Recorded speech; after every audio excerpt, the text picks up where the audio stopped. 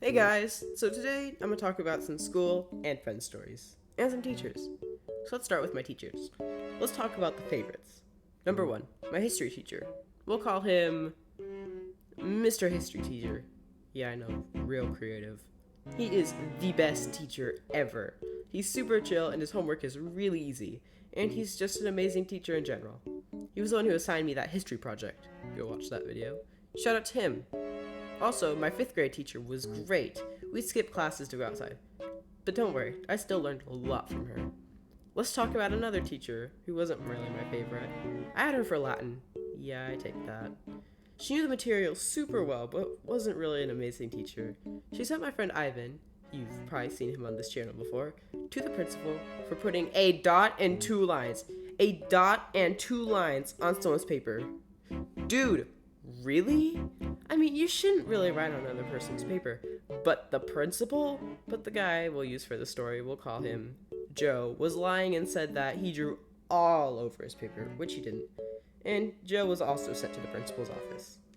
So, yeah, it was not a great punishment. A good don't do that would have worked a lot better in that situation. But let's talk about some stories. So, one time I got raised in multiple different directions, but we don't talk about that. This one, I was in a school play. We were doing Peter Pan and Your Little Star, and landed Lost Boy number 1. I had no lines to myself, though, while the Lost Boys spoke in sync. So Peter Pan and Tinkerbell were finishing up a musical number, and they were supposed to be back-to-back at the end of it, but they ended up falling over and going through a curtain. AFV worthy. Once in Mr. History Teacher's class, we did a history competition. We were just answering questions against each other in a bracket thing. I almost got out, but my opponent, thankfully, saved me by giving the first letter but not knowing the rest of the word. The answer was step A's. I ended up winning, but Faya, my friend who's been in a few Minecraft videos too, lost because of me. I felt good and bad all at once, but we're cool. Once when I was in a younger grade, Ivan had claimed to see a monster. This went on for weeks. Even me and some other friends started claiming to have seen it too.